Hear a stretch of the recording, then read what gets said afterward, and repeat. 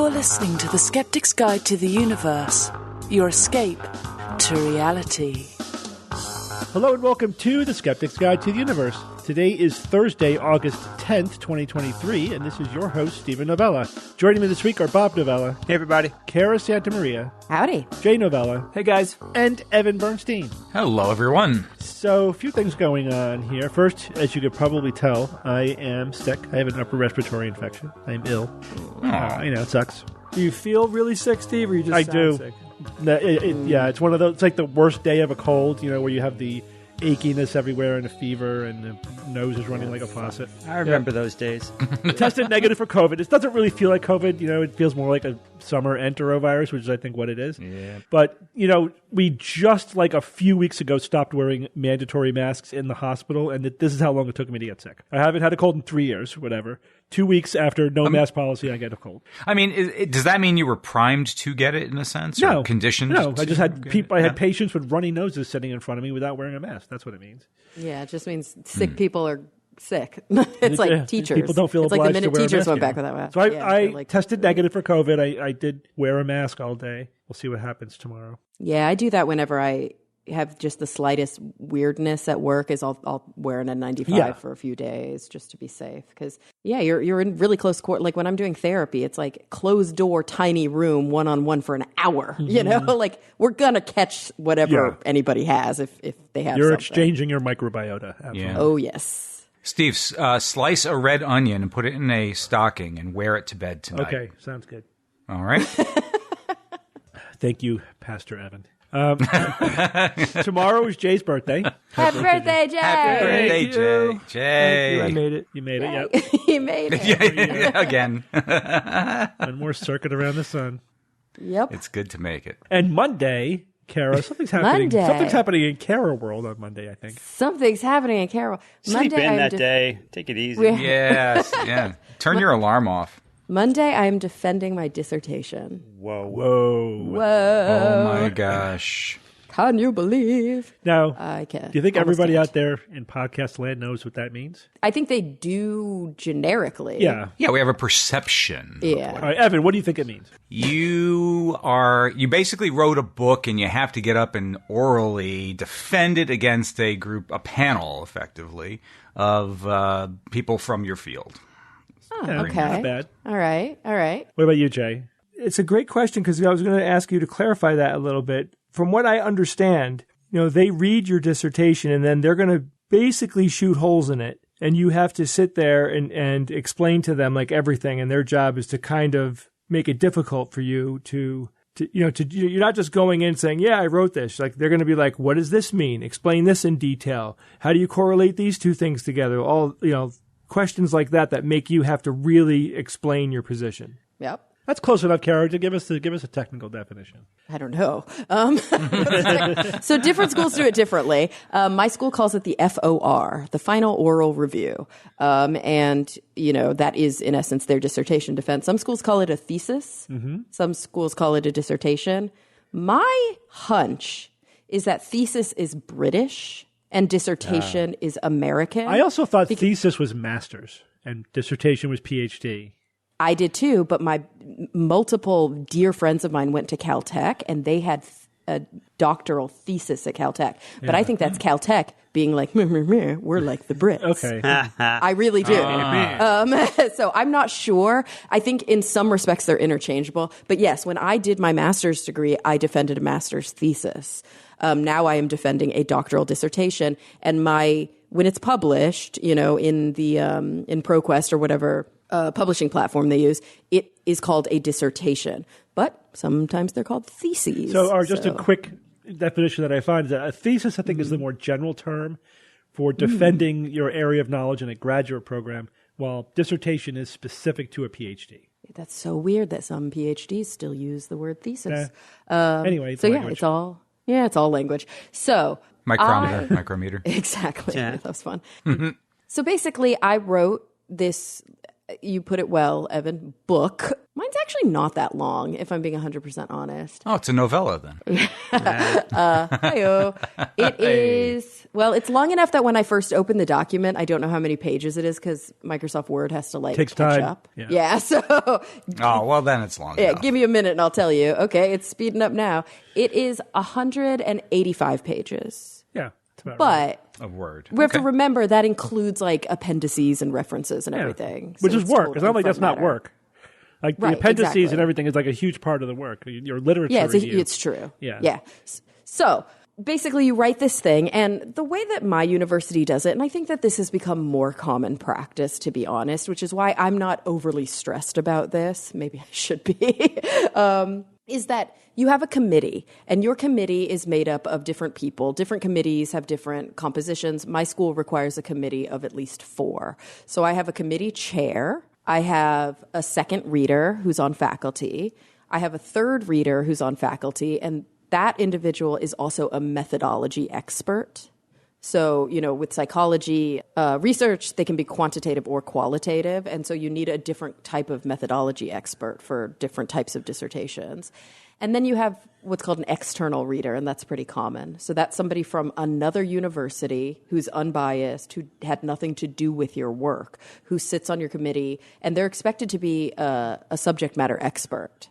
So I was lucky enough to get somebody who's like a really big deal in the field of gerontology and who's published on end-of-life stuff before. So that's really great. And then you all convene, and basically I take, 45 minutes an hour to present my work, make a PowerPoint, go through it, show the lit review, show the research that I did, show the results, show the discussion, the limitations, all that kind of stuff.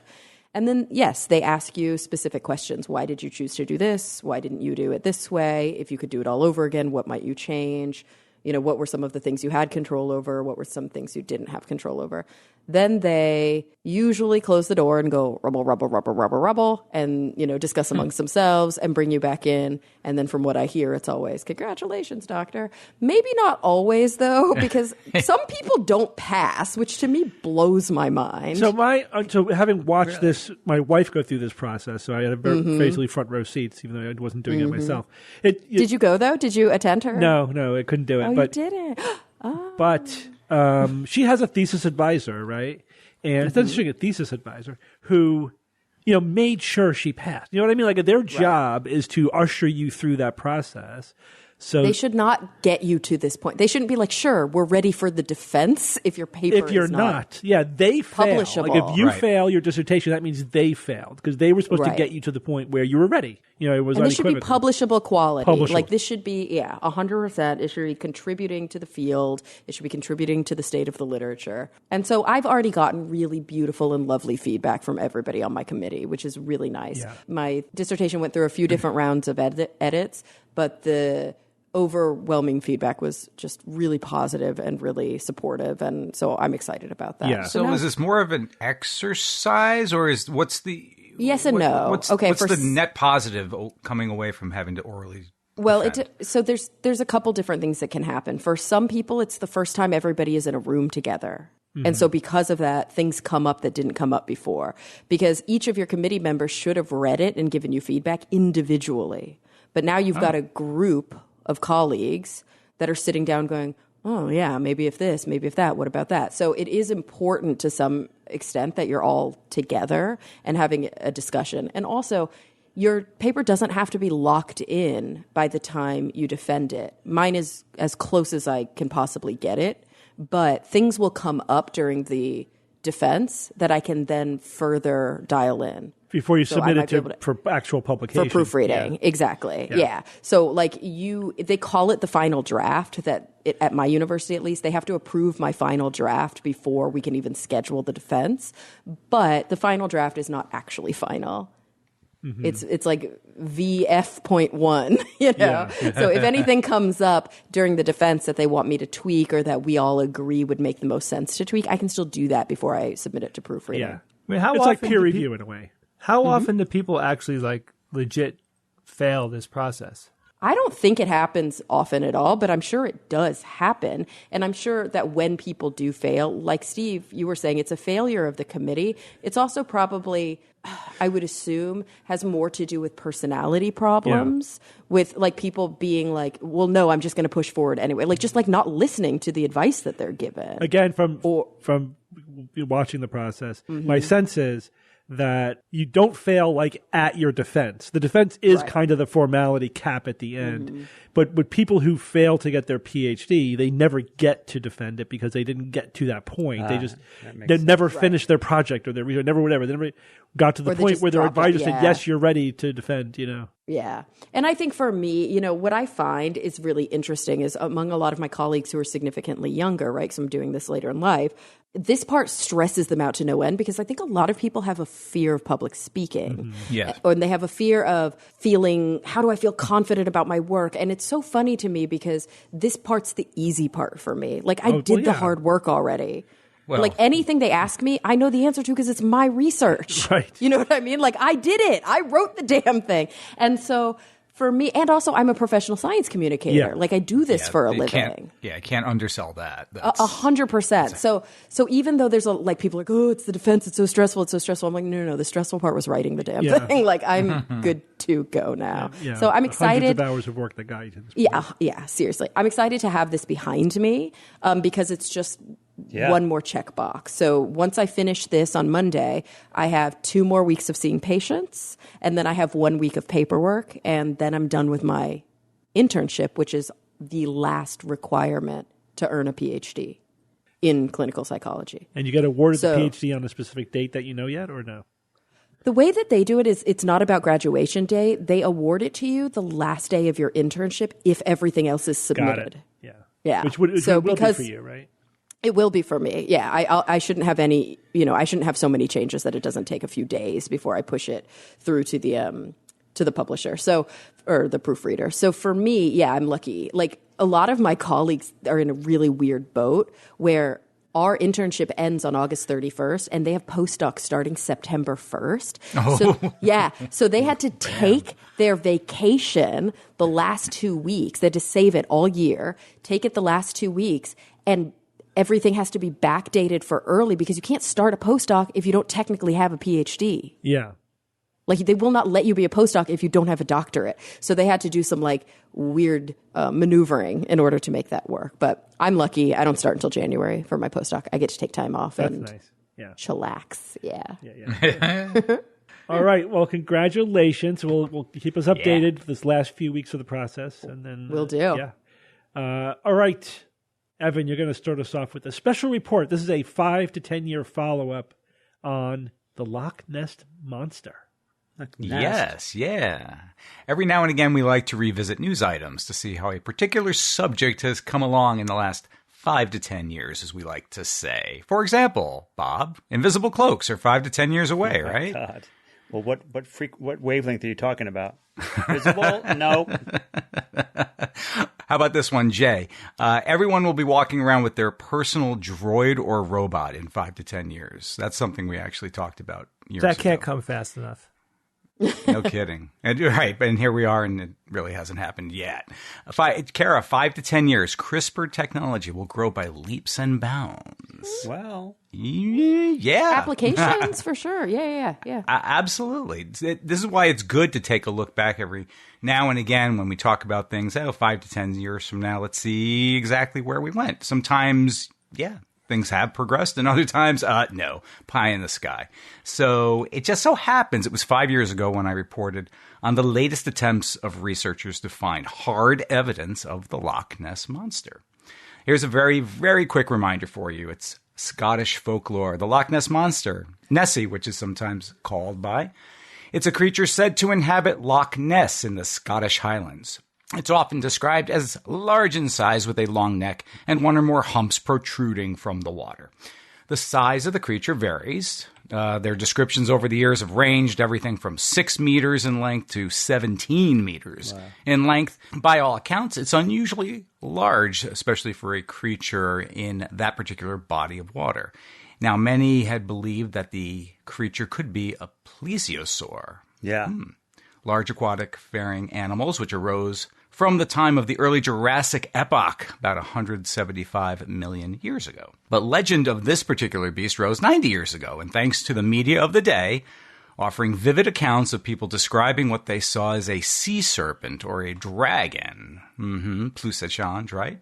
But the bottom line is that 90 years of evidence of Nessie's existence is entirely anecdotal. There have been a few disputed photographs and sonar readings thrown into the mix over the years. However, nothing concrete. Well, just 5 years ago, and perhaps you remember this news story when I presented it, a global team of scientists scoured the icy depths of Loch Ness using environmental DNA equipment in an experiment that hopefully would discover if Scotland's fabled monster really does or did once exist. Now, environmental DNA, it's a surveillance tool that's used to monitor for the genetic presence of an aquatic species. For example, here in the United States, the U.S. Fish and Wildlife Service, they're using eDNA, as they call it, to monitor for the genetic presence of bighead carp and silver carp, which are two species of Asian carp, and they're invasive. So it's good to know if these invasive species are, in fact, getting into our fresh waters. Whenever a creature moves through their environment, they leave behind tiny fragments of DNA, skin to scales, feather to fur, feces to urine, slime to scum, secretions and emissions, the likes of which you probably don't want to know about. However, this DNA can be captured, sequenced, and then used to identify that creature by comparing the sequence obtained to large databases of known genetic sequences from hundreds of thousands of different organisms. That's quite a data bank. So this is what the researchers had done. They took 250 samples of water taken around the lake, from the center of the lake, and the very depths of the lake. These DNA samples were captured, extracted, sequenced, and then compared against global DNA databases to reveal a comprehensive picture of what life has been in Loch Ness, all the way down to bacteria, fish, everything in between. So bacteria to fish and all manner of creature and everything else you can think of. And here were the results. They can't find any evidence of a creature that's remotely related to a Loch Ness monster, a plesiosaur, or anything else within those sequence data samples. So, no, the plesiosaur idea did not hold up based on the data that was obtained. One thing they did find was a good amount of eel DNA. So they said, well, maybe it's plausible that you've got some kind of giant eel in this loch, but that's not plausible. Well, the eDNA doesn't speak to the size specifically of the creature, but the eel DNA, right? But other than that, you can basically rule it out. But the next big hubbub on the heels of that research was another study showing that plesiosaurs had lived in fresh water. That was new information. Now, this was a oops kind of moment because some very intelligent person over at the University of Bath thought it was a good idea to contaminate their scientific findings with a throwaway comment on how plesiosaur in Loch Ness, it being a freshwater lake, is, and I quote, on one level, plausible. Oh my gosh, that was a feather in the cap of Nessie believers everywhere. If you go back and look for the headlines for that science news item, it was almost universally, they all said, scientists say Loch Ness monster plausible. And yeah, of course. That was the end of that. But did the science really finally break in the direction of the true believers? No, because there was a major problem. You see, Loch Ness is only, 10,000 years old. And the plesiosaurs went extinct well before Loch Ness was formed. So 66 million years. At the same time of the dinosaurs, they were gone. But they say, Evan, that there were connections between Loch Ness and the ocean or whatever. But of course, if there's salt, that's a saltwater and a freshwater body of water. So usually people, even though it's not a fish, usually animals don't live in both. But so, do you guys remember when we were in Scotland? And yeah, of course. We were visiting the Highlands. Yes. And our tour guide, who was a local very awesome tour guide, she asked us where we wanted to go. And we said, take us to the most beautiful loch in the area. And she was like, thank goodness you didn't ask me to take you to Loch Ness. Oh, yeah. We're good. We're good on that. I remember that. Yeah, she was like, do you guys want to go to Loch Ness? And we were like, I don't think you know who you've got in your bus right now. And then we had lots of long I conversations. mean, if it was nearby, I would have been like, sure, I don't mind. No, but it was super far. Take a look, but like, No, it was far. It was way out of the way. It would have tacked on an entire extra half day. You would have missed a whole bunch to of the stuff trip. for that. Yeah. You know, Yeah, that's why she was exactly. But she must get that request a lot and have to like reorganize the day and miss all the cool stuff just so people could see the Loch Ness. You know, And it's probably so frustrating because I'm sure, I mean, we haven't been, but I'm sure that the Loch Ness is really beautiful, but it's also become this like tourist trap. Yes, and that's the point, Kara, because here we are 5 years later, okay? And this is despite that scientific evidence continuing to pile up that there's no Loch Ness monster. It doesn't dissuade true believers. No. You see, the irony of the eDNA thing is like that's the last nail in the coffin. I mean, pretty much, really. I mean, where else are you going to go from there as far as being able to come up with something tangible? But Evan, they have really locks blurry in at that point. sonographic images, you know, of the bottom of the loch. You know, it's just, And stories about people seeing it. somebody's All third kinds of cousin's brother descriptions. said that they saw it once. That's right. Yes, but no amount of evidence will stop people believing, you know, about fantastical or mythological creatures. Because listen to this, guys. A few days ago, here we are, 5 years later from that. Okay, here's where we've come to. Media around the world. I don't know if you guys saw this. Almost simultaneously, my news feed practically blew up with this one. BBC, ABC, AP, CBC, CBS, Washington Post, New York Post, Fox, NPR, and let's not forget TMZ. A lot of initialisms. All of them, I mean, really, in concert, in near perfect synchrony, they reported, this was this past weekend, August 26th and August 27th of this year, so a couple weeks coming up, a new search for Nessie will take place, reportedly the largest search in the last 50 years. Okay, well, is it another scientific search, such as the one for the eDNA back in 2018? Oh, no. Is it a concentrated effort by paleontologists to search for the plesiosaur, maybe specifically for plesiosaur? No, it's not that either. It's a promotional event organized by the Loch Ness Center in Drummadroich. Sorry, I pronounced that incorrectly, I'm sure. And looking for a volunteer research. Oh, and a volunteer research team called the Loch Ness Exploration Society, apparently. So, yeah, not a scientific one, but simply, as you were saying, Kara, tourist trap stuff. People, you know, the local economy basically has promoted this thing to get people to come and participate in this latest, greatest search. Here you go. But all of them quoted the event organizers here. Are you fascinated by the legendary tales of Nessie and the elusive Loch Ness Monster? No. Do you have a passion for unraveling mysteries and exploring the extraordinary? Join us as a monster hunter volunteer in this exciting quest, the biggest search for the Loch Ness Monster in 50 years.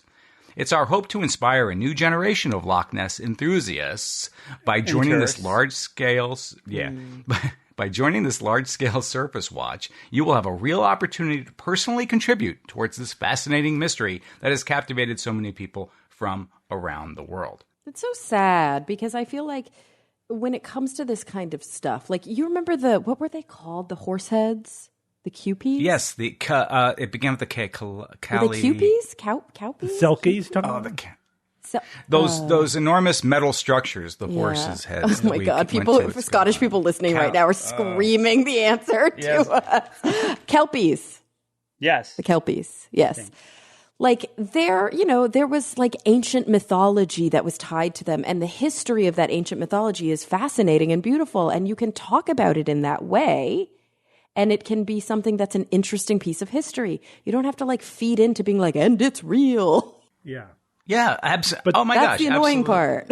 Oh, it's the media so many can't annoying resist things it. about it. You know, UFOs, Bigfoot, Loch Ness. They will always. They know it's BS. They don't care. If they just know that this is. You can squeeze that into a headline. You're golden. That's it. That's it. And how stupid do they feel though? Like these like serious journalists when they have to write something like that.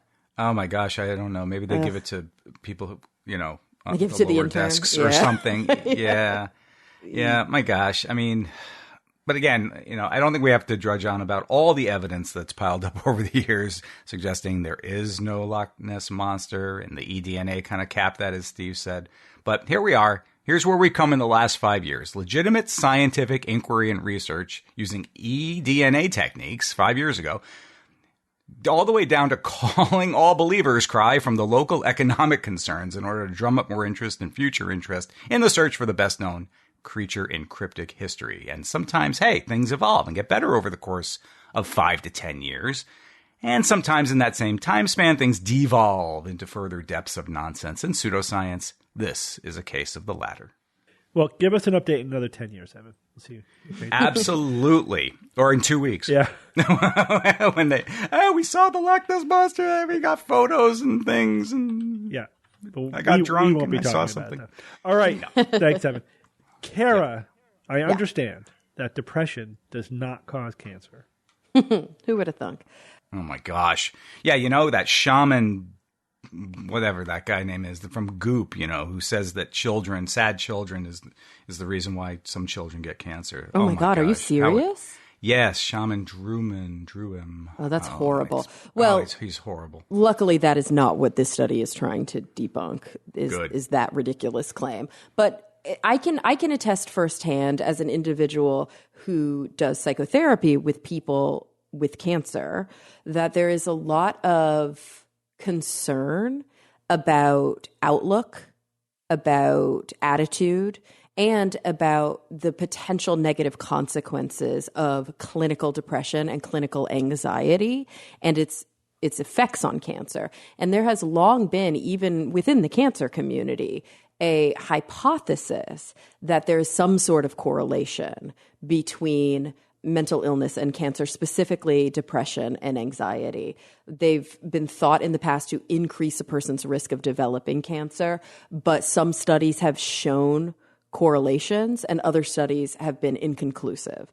And so a new study that was just published in the journal Cancer, which is the American Cancer Society's journal of record, is called Depression, Anxiety, and the Risk of Cancer in Individual Participant Data Meta-Analysis. So they used an approach called IPD, Individual Patient Data or Participant Data Meta-Analysis. It's a specific type of meta-analysis in which, you know, we've talked about meta-analyses on the show before, right? Do we need a refresher on that? No. Okay. So it's a specific type of meta-analysis, meta being, you know, larger, like overseeing, right? So a meta-analysis combines the results from multiple studies, and then those results are kind of analyzed so that we can make larger inferences about data. What an IPD meta-analysis does, which is really interesting, is instead of looking at the publications and extracting data from those publications, they actually go back to the original source, the researchers who first published, and they get source data, put it all together, and then reanalyze it. So it's a ton of work, but it's a really important approach to trying to understand large quantities of data. We're looking at an N of 319,613 individuals. We're looking at 25,803 incidences of cancer and 3,254,714 what they call person years of follow-up. There's a lot of data in this study. And they looked to see if there were any relationships, associations between depression, anxiety, and the incidence of various different types of cancer.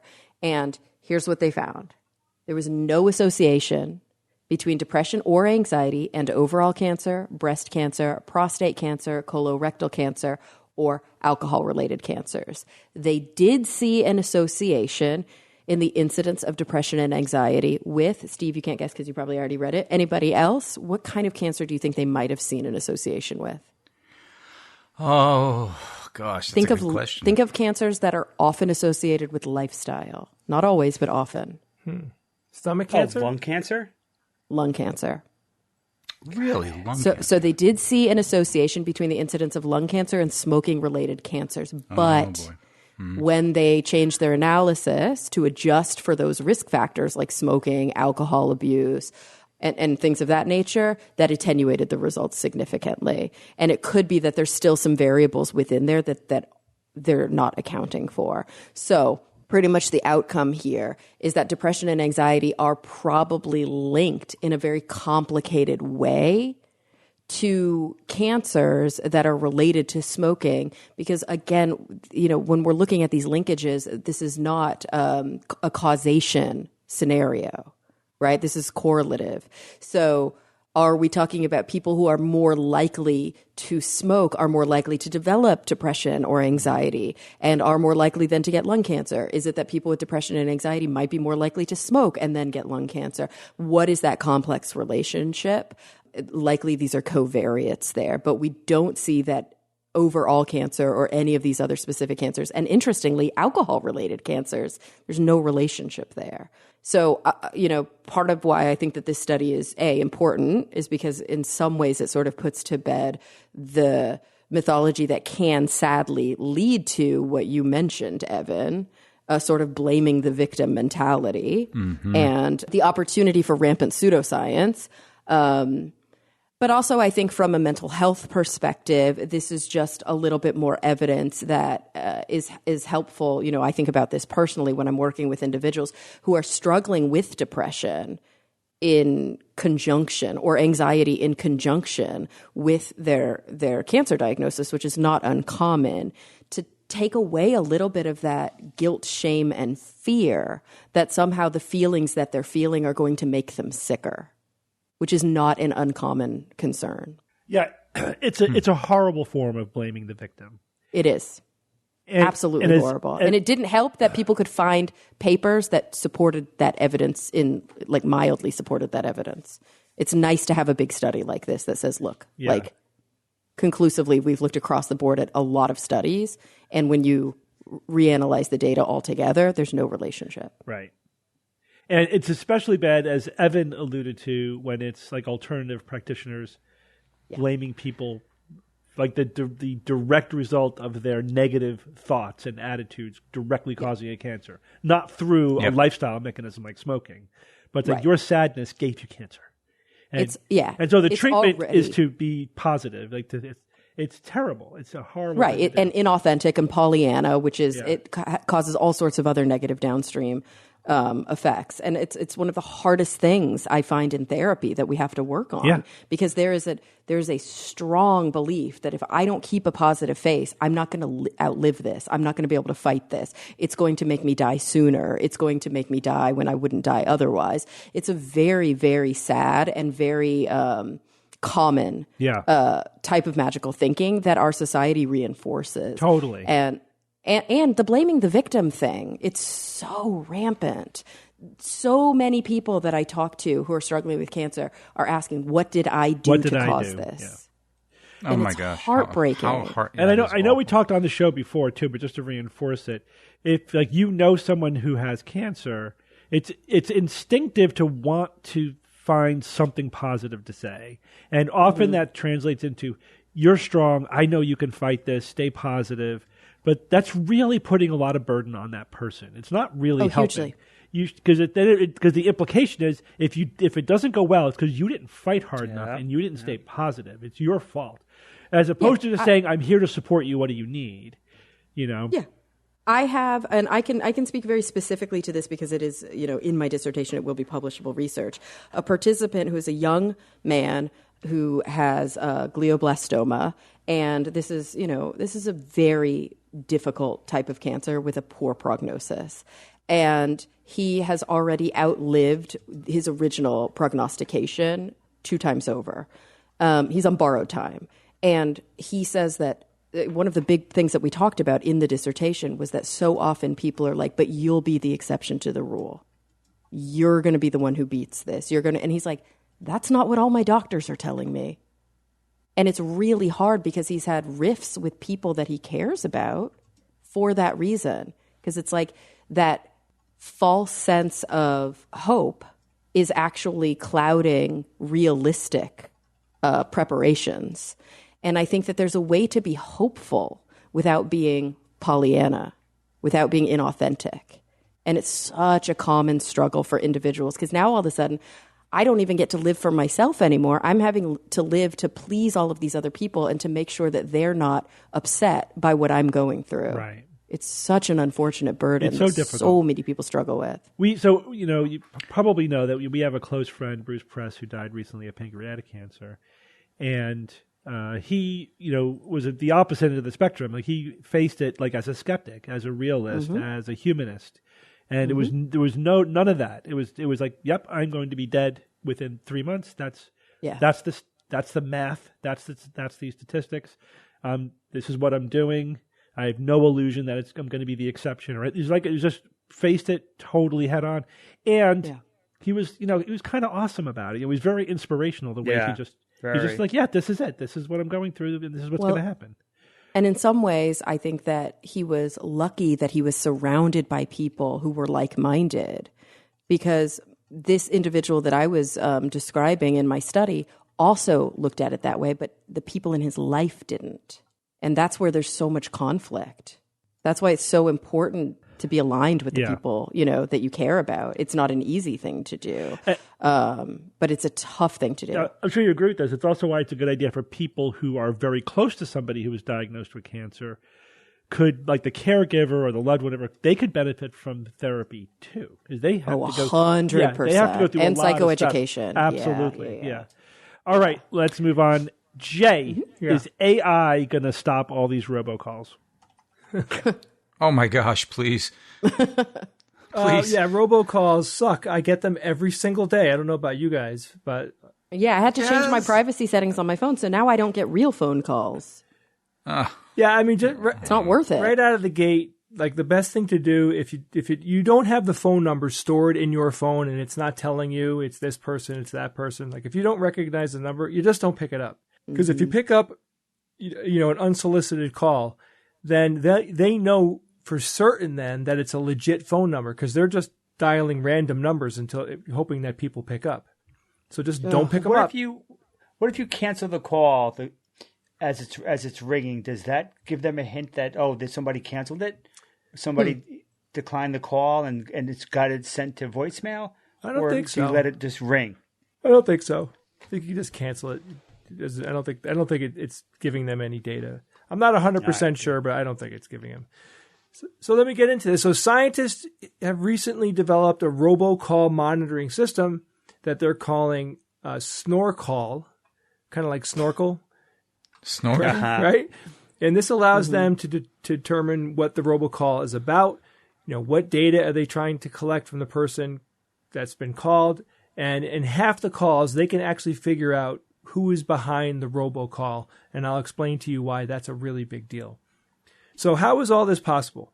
Well, in a recent paper presented at the Skeptics Security Symposium in Anaheim, California on the 9th of August, lead author of the paper, Savik Prasad, details a new software platform that seems to be able to put a huge dent in the daily annoying phone calls most of us get.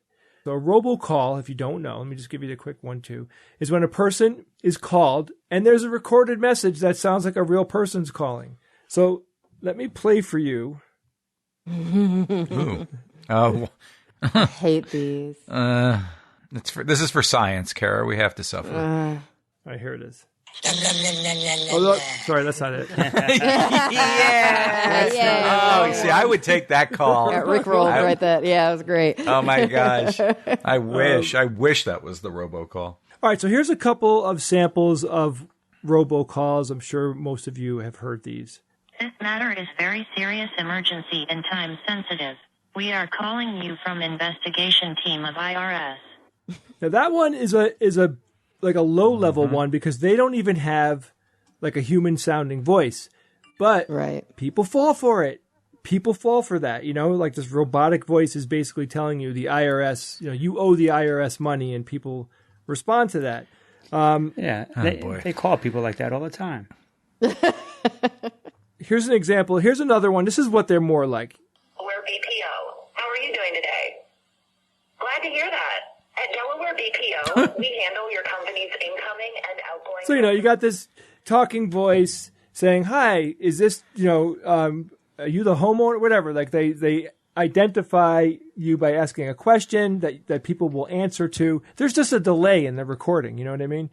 Mm-hmm. Now, of course, some robocalls are really sophisticated. Like I got one where it responds when you respond. So if you say, if it says, how you doing today? And you say, good, thanks. How you doing? It'll respond.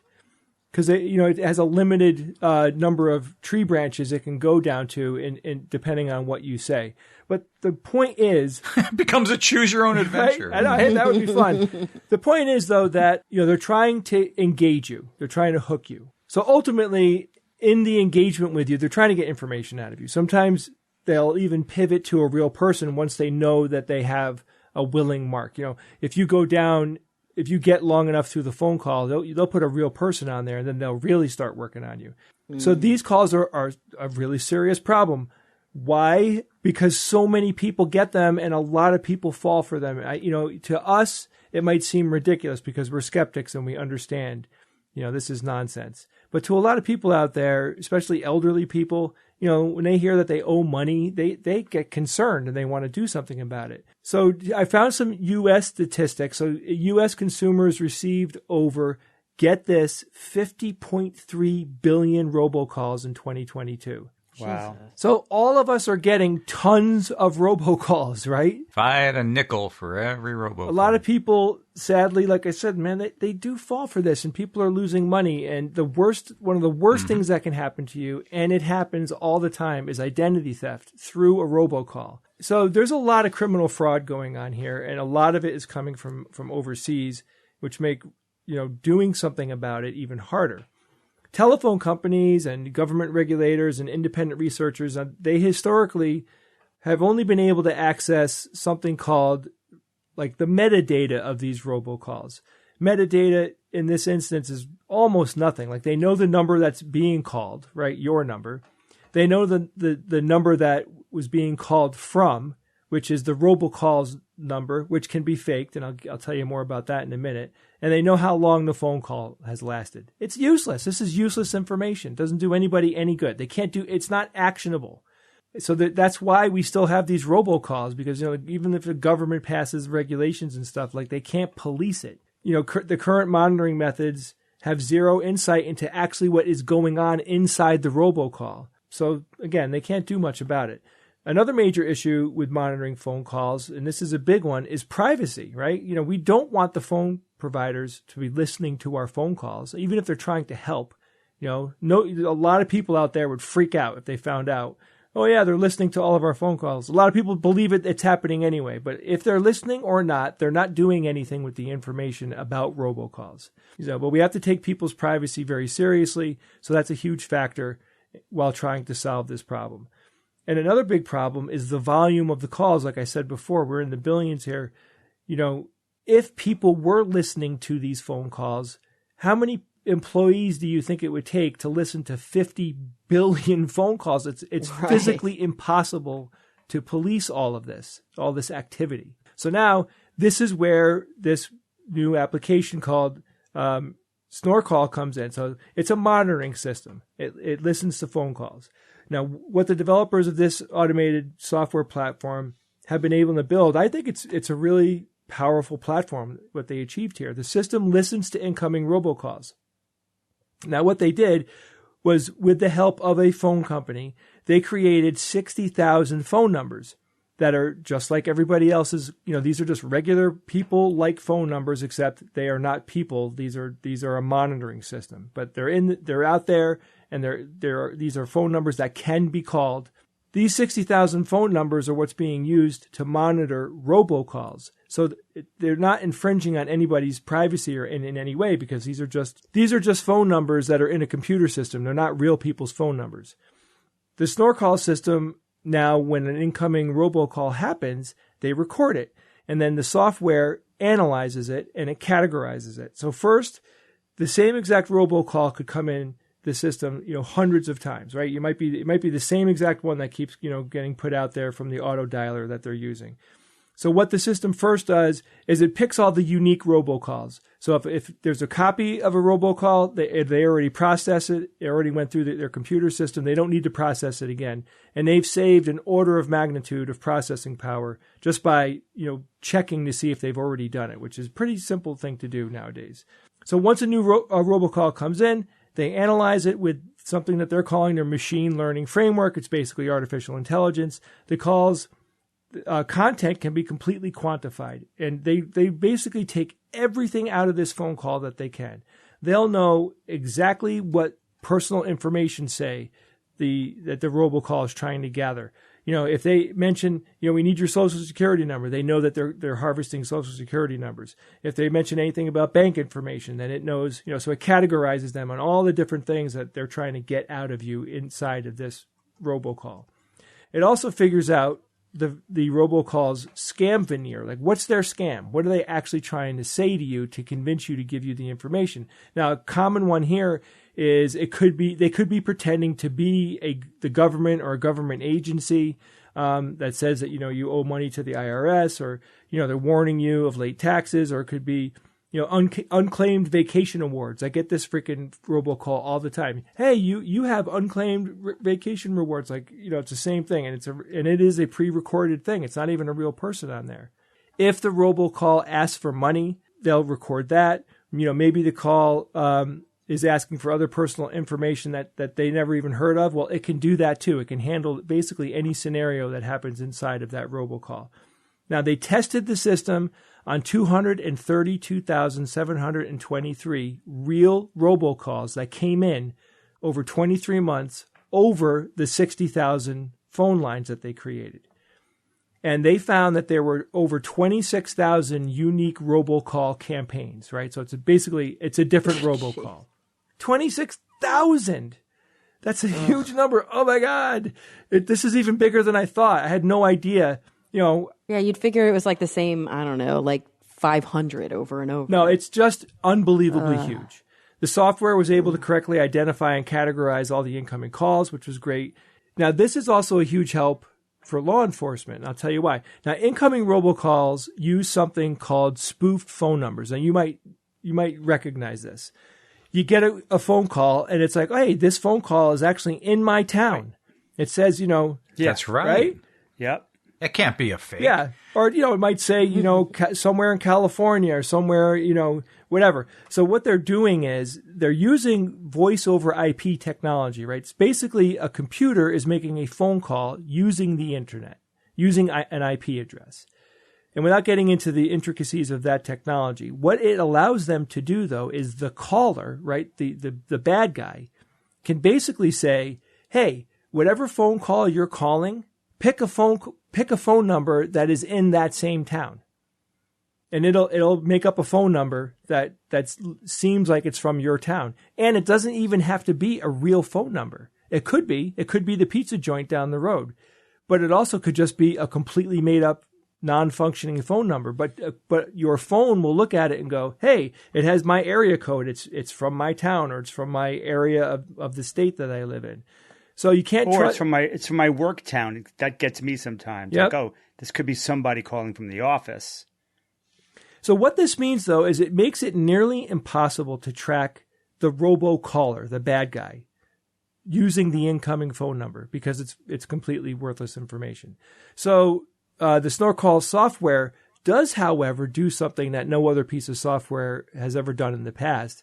And it seems simple, but you got to keep in mind, this is all automated. People don't have to do it. We're using artificial intelligence here to go in and reverse engineer the information that's happening in these phone calls. What they do is at least half of these robocalls have a call to action phone number that they want you to call, right? So if they don't pivot you to another person, and then that scammer starts working on you, they simply ask you to call this number, call this number to redeem your award points, or to clear up your late IRS bill or whatever. And with that number, and that has to be a real phone number, and it has to go somewhere, it has to actually go to where the scammers are. And with the collection of those phone numbers, now this gives law enforcement the ability to track and actually do something. They could shut down those phone numbers. They could do a lot of different things. I mean, it just depends on the relationship between your country and the country that the phone call is coming from. If they have a good relationship, then, they will be able to handle it, very easily. They could just be feeding them all of these bogus, all these bad scam phone numbers that they're trying to get people to call. You can just feed them through the computer system, and they can be automatically shut down. So what this does is essentially speeds up like this unbelievably huge number of phone calls. It speeds up the understanding of what's going on in those phone calls and the ability to do something about it. And this might be the thing that, significantly, finally lowers these damn robocalls that we're all getting. So I was very excited when I read it because it really seemed like it's obvious. We're using the latest technology. We're using artificial intelligence because, it's very powerful and it's really good at this type of thing. It works very fast and it works without human intervention. There's monitoring, but it's like there's 500,000 people that are working on it, or the software. Well, the software can do it better. So I think that, we might actually see some changes, hopefully in the next year or two, once this starts, getting rolled out and used, and finally, law enforcement will do something about all this insane robocalls. Let's hope. But it's going to be just an arms race, right? But, yeah. I know. But we got to do it. We got to do it. Otherwise, they're just going to overwhelm. Yeah. Then we got to at least keep up. But today, like I said, just don't pick up numbers that you don't know.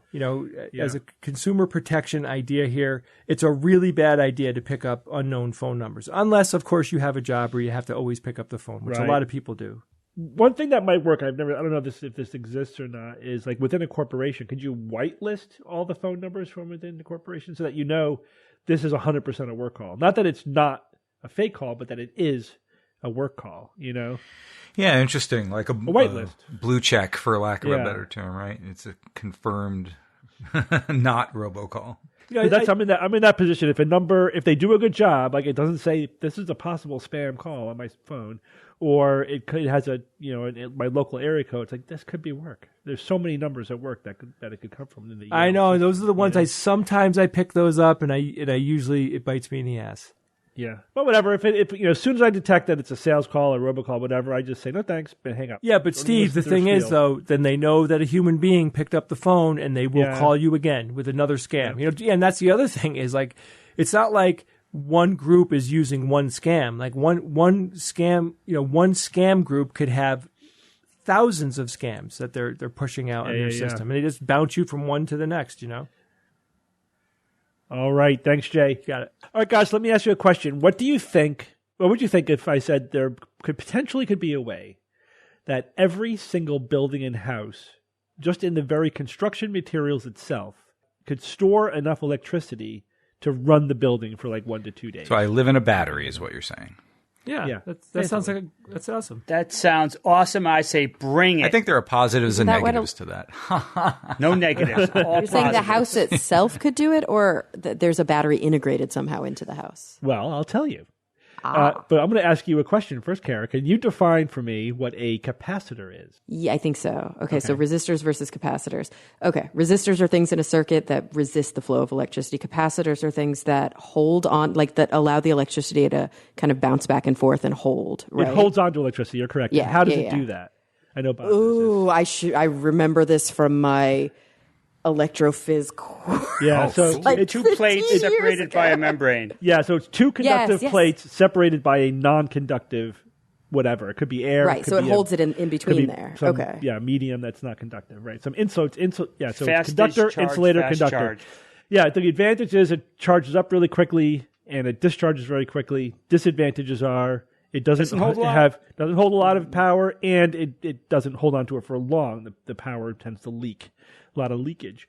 I do think that what we're going to see are supercapacitors, which are basically just capacitors with high, energy density, that they will start to be incorporated in vehicles, not to replace the battery, but to supplement it, because then you could have your capacitor for regenerative braking, which would be much more efficient.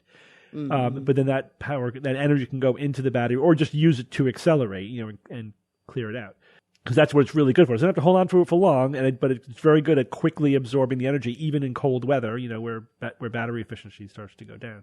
Yeah, but wouldn't that also, Steve, be basically like the dream battery would be a supercapacitor that has the energy density of a conventional battery, but is a supercapacitor? I mean, again, the leakage thing is also important, and if it held on to it for a long time, because they do tend to have a very, very many charge-discharge cycles, right? Because it's just a physical substance. Yeah, it's potentially endless. As many as you want, almost. So supercapacities are interesting. We talked in the past about like how good they're getting. A typical like a high energy density supercapacitor, for example, might have an energy density of 16 watt hours per kilogram, whereas like some experimental carbon nanofiber supercapacitors might be up to 73 watt hours per kilogram. And for comparison, a current lithium-ion battery is 265, and the Amprius batteries are 500. So it's like almost an order of magnitude. Right, and this is more than an order of magnitude from existing supercapacitors, So there's still a long way to go. But we're talking about cars. What if we're talking about buildings? We don't care that much about the energy density or the specific energy. We don't care how much it weighs. And even to an extent, we don't care how big it has to be, as long as there's enough energy density, that it could be useful. But you could have a massive amount of it if it's like in the building structure. So what do you think would be a good substance, like building substance, to develop into a capacitor? Something cheap and plentiful. Yeah. Maybe concrete. Cement. So a study by MIT scientists has done a proof of concept, which means it works in the laboratory at small scale. And don't get excited about this. There's a lot of potential practical issues. This is the whole... Too late. I'm already extremely excited. You said potential. It is exciting. Just the idea is exciting, but it's it works on the small scale. I mean, why wouldn't this scale up? There's a lot of reasons why. But anyway, let's talk about what they did. Those. Maybe one, not a lot. Yeah. So they added carbon black to just ordinary cement. So these are two very common substances, right? They're not exotic or expensive. And by doing that in a certain way, basically at the nano scale, at the small scale, there's a bunch of little capacitors in there, right? Because you end up having the conducting, the conducting carbon separated by insulating cement, right? The capacitors are all about surface area, right? And so what they were able to do was when they cured the cement with the carbon black, they found, and then they examined it at like a microstructure level, they found that the carbon black formed fractal patterns. If you remember what a fractal is, it's like branches on branches on branches on branches, right? So as you zoom in, it still looks the same, like the coastline from space. Like it has the same kind of rough complexity no matter what level you're at. Right, or a mountain peak. Yeah. So that massively increases the surface area, which is what you need to have a high storage capacity, right, for a supercapacitor. So they calculated that with their their laboratory proof of concept cement, that 45 yards of the stuff would be able to hold enough electricity to run a typical American home for 2 days. 1 to 2 days. So it's on the right order of magnitude, right? That's like 1 to 2 days, running your home for 1 to 2 days. That's the order of magnitude of home backup. It's enough that you could peak shave, right? You could use your solar panels during the day and store that energy to use later that evening. It's enough for 2 days for a lot of applications. That's all the backup power you need, right? And for example, I've been in my house now for about 30 years. One time did we go more than 2 days for a blackout. We had 1 3-day blackout. Other than that, they've all been less than 12 hours, most of them. So 1 to 2 days of backup power would handle most situations. And if you have solar panels, that means your solar panels can continue to work because they have a source of power, which ironically they need to function. So the appeal of this is not that it's like a great supercapacitor. It isn't. It's that basically the world could be built out of this stuff, right? Oh my God! It's that the materials are common. They're already in wide use. They're relatively expensive. That this process can be incorporated into the process of making cement fairly easily. So there's a lot of advantages here, but we do need to see how it scales up. We do need to see what happens. Like, how much structural integrity does it lose? Does it? Remember, cement is a significant source of carbon dioxide release as well. So if we have to increase the amount of cement that we need to use because we're using weaker cement so that we get the capacitor, function out of it. That we have to calculate what that means as well. But it's an interesting idea, building stuff out of either a capacitor or a battery. Man, I would dig a gargantuan pit in my backyard and fill it with concrete, so I'd have like 2 weeks, 2 weeks of house storage. If it's cheap enough, yeah. Right, people will be doing that. Hey, how about this? This occurred to me. Imagine if the Hoover Dam was made of that stuff. Exactly. Yeah, let's power like California. Well, yeah, you could build, wind turbines on top of a massive cement block that then is able to store the wind energy. It basically it turns an intermittent power source into a pretty reliable one, and almost a dispatchable, depending on how much capacity it has. So this is so cool. You know what it reminds me of, Steve? We talked a couple of years ago about using like manufactured diamond to hold radioactive material that could actually supply energy or power for like literally for centuries. Now it's very similar in that it's dilithium crystals. Not very similar to a supercapacitor, but it could basically, if you have and it's all size dependent. So if you had like your sub basement filled with this, you could literally power your house. Yeah, build your house on top of it for decades. Having thicker cement, foundations is not a bad thing. Make them big, twice as big as they need to be strictly, but just so you have additional energy storage and you get a more solid foundation out of it to boot. I'll make my whole house out of it. And think about it. Like, would you pay an extra $10,000 or $20,000 on a $200,000 or $300,000 house? No brainer To have this? No brainer. Yeah. Sure. Of course you would. Why not? Yeah, they're saying that it might not even raise the price of just for your foundation. Yeah. It might not raise it at all. So that make it even more of a no-brainer. This is exciting. This really is something that could make a dramatic change. I hope it pans out. Again, I'm always skeptical of like the one solution to a complex problem thing. But right. I don't see any one thing as a panacea. But this could be one additional tool in our bag. One additional thing that could, because grid level storage, or like really dispersed home residential or commercial storage, really is a game changer for our ability to turn over into a green energy infrastructure. And we've spoken about different options in the past, raising heavy blocks to, the closed loop hydro, I think is probably the most, the most promising. But this may be one more thing, one more option that has, that works in some contexts. All right, Bob, tell us about the world hiding under the sea. What? Under the sea. Listen, I just saw The Little Mermaid too, so this song is going to how can you not sing that song? Right, an international science team has found an unknown ecosystem under the seafloor, underneath another but well-known ecosystem surrounding hydrothermal vents, which spew superhot chemicals and minerals, probably one of the least hospitable environments on the planet. This was a lot of fun. This expedition was led by Dr. Monica Bright from the University of Vienna, along with an international science team from the United States, Germany, Netherlands, France, Costa Rica, and Slovenia. Okay, so to understand this discovery, you need to know about hydrothermal vents. And I'll quote Robin George Andrews from the New York Times describing the vents involved in this discovery. He said, off the western shores of Central and South America, there's a Lovecraftian, lava-licked realm thousands of feet beneath the ocean.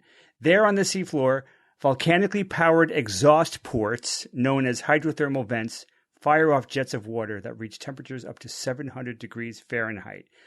I just love that description so much. Lovecraftian, lava-licked realm. I mean, the guy has such a way with words. I love it. Okay, so we've known about these vents since 1977, which of course is the year that Star Wars released, BTW. Yeah. But now when they were found near the Galapagos Islands, and they're often near mid-oceanic ridges, which are diverging tectonic plates. If you can imagine tectonic plates like separating from each other, and that creates like a gap, a little bit of a gap as new seafloor is created. So there's volcanic fissures in the seafloor when this happens. And frigid seawater seeps into these fissures and eventually meets the magma, or some people were saying that it even gets to the Earth's mantle, which seemed like quite a journey to me, but that's what they said. Now, this superheated seawater rises back up, and as it does that, it's picking up minerals along the way, and when it rises through the seabed and hits the cold water, then chemical reactions take place, and the minerals that were dissolved in the hot water precipitate out of solution, and they slowly build up, creating these iconic vent chimneys up to 12 meters high. So now this vent water is just stupid hot. I mean, we're talking 400 degrees Celsius, 760 degrees Fahrenheit. That's hot enough to melt lead. But why doesn't it boil? Yes, listener Timmy from Chicago, you're correct. Because of the intense pressure under all that water, it's like an Uber pressure cooker down there. So that's why when they found this diverse ecosystem living down there in the 70s, it was so astonishing. From microbes to tube worms to crabs and more, we're just living around these vents. But the best part for me, though, wasn't all the life that was down there, but the fact that it was based not on photosynthesis, but chemosynthesis. Extremophile bacteria and archaea, which can survive at 120 degrees Celsius, 248 degrees Fahrenheit.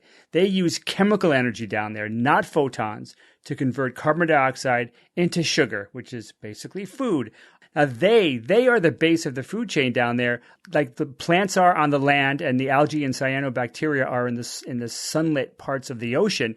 So these microbes also help larger organisms to survive using symbiosis. For example, tube worms. You may have seen those tube worms. They're red and they kind of poke out of these little tubes.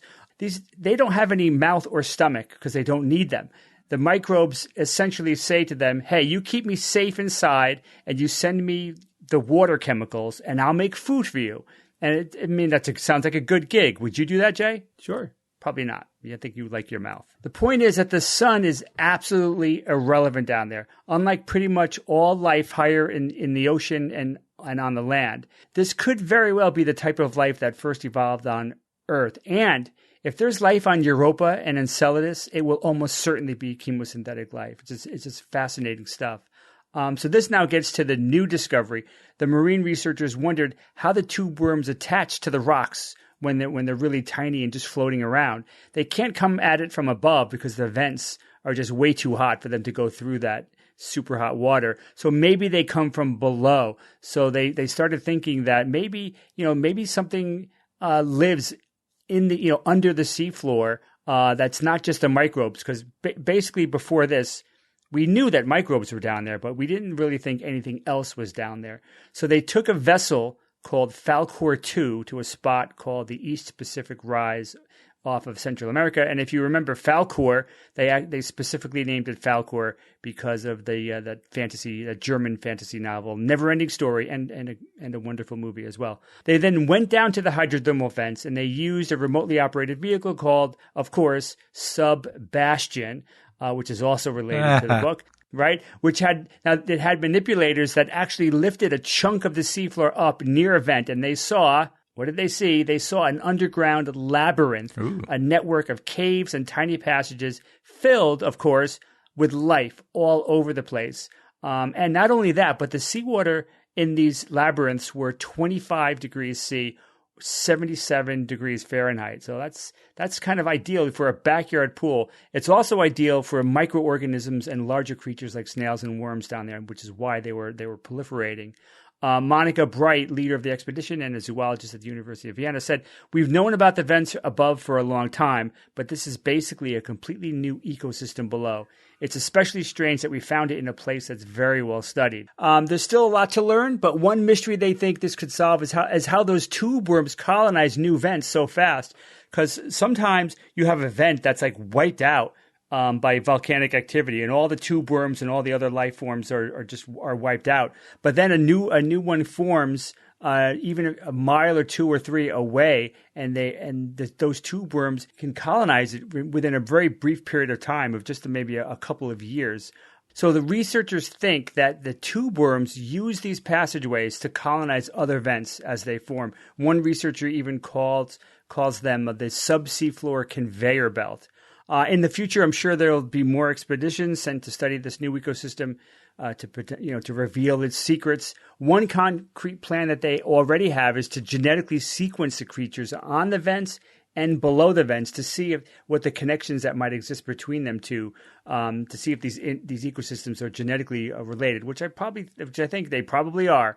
Wendy Schmidt, president and co-founder of the Schmidt Ocean Institute, who financed this, said, and brings up a very important point, the discoveries made on each Schmidt Ocean Institute expedition reinforce the urgency of fully exploring our oceans so we know what exists in the deep sea.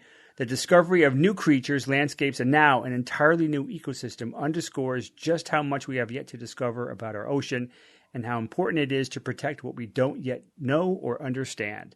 So that was a very interesting quote. Very important because we could cure diseases with the genetic information that we may find down there, and who knows, what other discoveries are awaiting us, and some of the things, throwing plastic in the ocean, and also, these minerals are also, very desirable from mining companies. They just could blindly go in there and start destroying these ecosystems. These beautiful ecosystems and these new ones that we just discovered, just to make a few bucks. As usual. So the more we know about it, the more we can do, hopefully, to prevent that from happening. Yeah, I agree with that, but it's more complicated than that because mining these minerals also is better than what we're currently doing in terms of like the environmental effect and the human cost of like mining cobalt and nickel, et cetera. And also, if this allows us to have our battery-powered future, how much of an effect is that going to have on the environment? And so it's kind of a risk-benefit thing, which is more complicated than that. Yeah, hopefully we could find some compromise somewhere in the middle, some compromise where we don't have to destroy new ecosystems and especially chemosynthetic ecosystems that really don't exist anywhere else.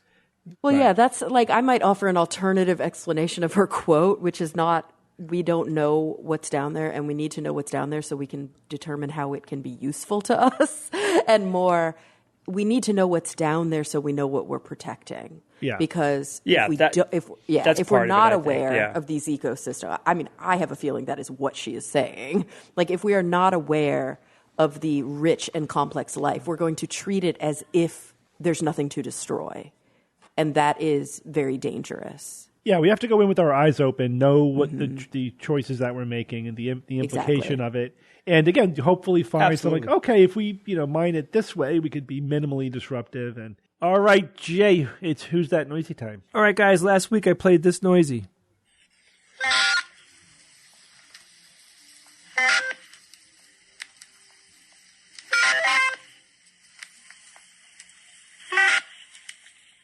Kind of weird, huh?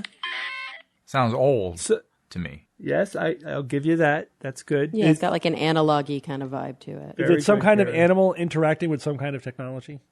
Lots of people wrote in saying that, Steve, in different versions. But all right, so let's get going here. Kyler Dotson wrote in and said, "Hey Jay, I skipped directly to Who's That Noisy?" Which, if you want to get at the top of the list, that's not a bad idea to do. I didn't think anybody did that. He said, so of course, it's one I have no idea what it could be. Anyways, the sound is very similar to the sound effect of Mario getting a coin from the original SNES game. I love how you guys say Mario.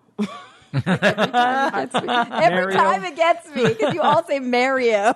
I don't know which way to say it correctly. No, but the family, I think it's it's like the Italian novellas. They all say Mario. So he says, I've been learning and messing with synth sound design lately, and it definitely has the sound of an analog synth or some kind of old audio chip from that era. So okay, keep that in mind. That you're not, you landed a little bit in the correct place. I have a listener named Keely Hill wrote in and said, "Hi Jay, it's right on the edge between musical and data, like a modem sound to me. My guess, someone cycling through the transmission over sound option on a walkie-talkie." And I understand why you picked that, because I've heard those sounds and I know what you're talking about. John Kelly wrote in and said, "Hi Jay, longtime listener and patron, first time contacting you." And then he goes on to talk about his son. So John has a 9-year-old son named Max, and his son Max insisted that his dad submit his guess for this week's Noisy.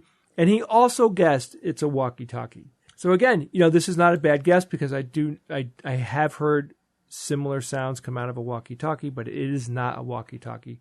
But good job, Max. Guessing. Use that brain. It'll get stronger every time you use it. Will Beldman wrote in, "Hi, Jay. Is this the first game of Pong with sound?" And I was thinking about that, and I'm like, yeah, Pong had some weird blippy noises, right? Super analog-y blippy noises. Not correct, but I liked where you were going with that. A listener named Paul Osborne wrote in and said, "Hi, Jay. Love your work. I'm hoping you could read my guess, even if I'm wrong, so there's another Aussie name called out besides the famous Visto Tutti." Which, again, there's his name. It was said again. Can't get away from him. I think this week's Noisy is one of those vinyl records from the 70s and 80s that had a computer program embedded in them. One example I can think of is from Pete Shelley's 1983 album XL1 that had a track which was actually a program for a ZX Spectrum computer. I included this one because I was surprised that they put computer programming code onto an album. I guess you play the audio and it hears it and it programs the computer. It's interesting, right? I didn't know that was actually taking place. So nobody guessed it. Oh wow. Nobody guessed it. So let me explain to you what this is here. This is called an optophone. Do you guys know what it is? Optomophone. Saxophone. All right, so Video phone? coming from the person who sent it in, this is from Lucas Snyder, who sent this Noisy in. He said the history of the written language for people who are blind and or visually impaired, and they talk about this optophone, and it's a device that scans letters from a page and converts them into audible tones, so that blind people could essentially read a book. It's interesting. There's different versions of the device, but they did make those noises, and those were supposed to be identifiable sounds that the as you scan over the page, that a blind person can hear and interpret into letters and words. So very interesting. Didn't know that this device existed. I think it's pretty cool. It's an old device. Yeah, I wonder how much that has fallen out of vogue now that there's text to speech. Yeah. And basically the book can just read itself to you as opposed to having that intermediary step. But at the same time, like kind of the self-efficacy of translating it for yourself. I don't know if that's more of a burden or more of a source of importance. Yeah, I don't know. So it'd be interesting to speak with somebody and ask them their experience using that versus modern text-to-speech. While looking up the optophone, I did see a version of it that I think was making Braille automatically. So you put your finger on the pad, and then as you scan the book, it pushes like pins up into your skin that simulate Braille. Yeah, to me that makes more sense because then it is the reading that some people know how to do. Yeah. That's fascinating. Well, I have a new Noisy for you guys this week. This Noisy was sent in by a listener named Chris Irvine, and check it out. Nope, sorry. Sorry, I don't know how that got in there. You never have to apologize for that noise. What the heck is going on? All right, Jay, that's like having a picture of a naked lady in your slide deck. I know. It's like a picture of having yourself flexing in your slide deck. Oh, who's that handsome? How did that get Oh, in? that handsome goodness. creature. Oh. Yeah. Check it out.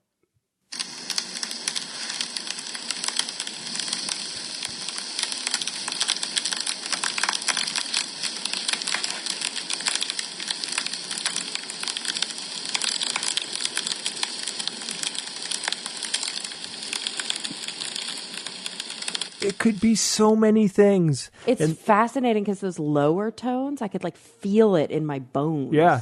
Oh, yeah. Yep. This one's interesting. I can think of three things that it could be.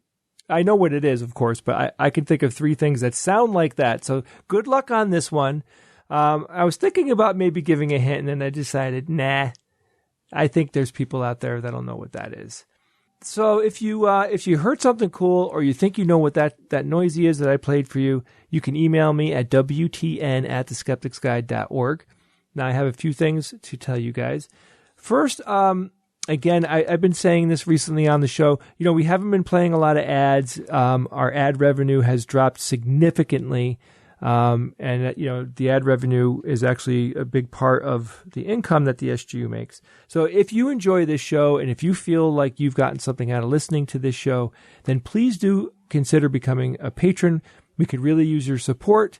The cash flow that the company has keeps the show going. So please show your patronage. Go to patreon.com/Skeptics Guide to check out what we have going on.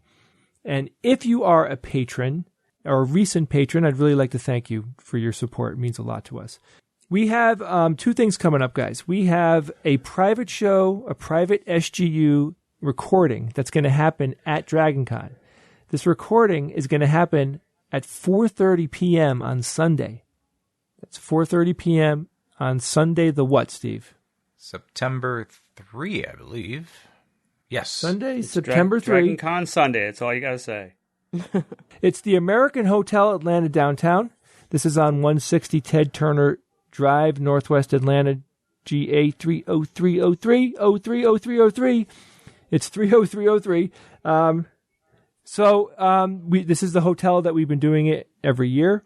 You can't miss it. It'll be a private show. It'll last at least a couple of hours. Have time to hang out and chit chat.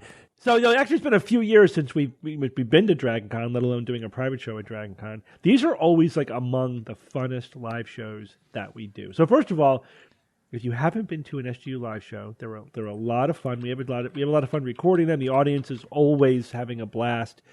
We usually rope in a special guest. There's a lot of fun people at DragonCon that we could potentially get on there with us. And, it's just there's a lot more energy, with the live shows. They're a ton of fun. So the SGU live show experience, no one has ever regretted going to an SGU live show. It's always really, really a blast. So if you're going to be at DragonCon, try to carve out some time. Come see us, for that show. I'm looking forward to it. This is the first one in several years. So you will be able to go to theskepticsguide.org, and on that page there'll be two buttons on there. One will be for the Eventbrite for this private show at DragonCon, and the other one will be for the other big show that we have coming up, which is our Nauticon conference happening November 3rd and 4th. Last week I was talking about some of the events that'll be happening, but the quick short is that Andrea Jones-Roy, George Robb, and Brian Wecht will all be joining the SGU crew to entertain you for that Friday and Saturday. There'll be events happening all day on both days, and we'll have nighttime activities as well. But there will be plenty of time to socialize with other people, hang out, and have a really good time. We are down to, I believe, 25 tickets left. Ooh. So, wow. Yep, now is the time to buy, because if you delay, you might not get them, because the tickets, they've been steadily flowing in as Evan predicted, right? Evan, you said it, and I'm like, yes. I hope you're right. And he was right. We just had a steady flow of tickets coming in. So if you're interested, it's going to be a really good time, guys. This is all about having fun and socializing. We're going to entertain the hell out of you. Yeah. You're not going to be sitting there listening to the same old lectures over and over and over again. We're going to do all new stuff. It's all going to be just a lot of fun.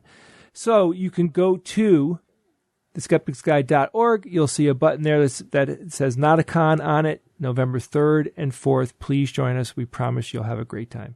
All right. Thanks, Jay. A couple of emails. So we got a massive amount of feedback over the last week on the electric vehicle discussion. It was definitely the most popular segment last week, or at least the one that most people wanted to talk about. I'd say most notorious. You think so? And there's a couple of, actually it was all mostly positive. I can't remember any real pushback other than nuances here and there. Most people were kind of on board with the whole discussion. But just two things to add to the discussion. One is that we really have to be thinking not just like a snapshot of where EVs are right now, but also the potential for the future. And so one way to look at that is the internal combustion engine.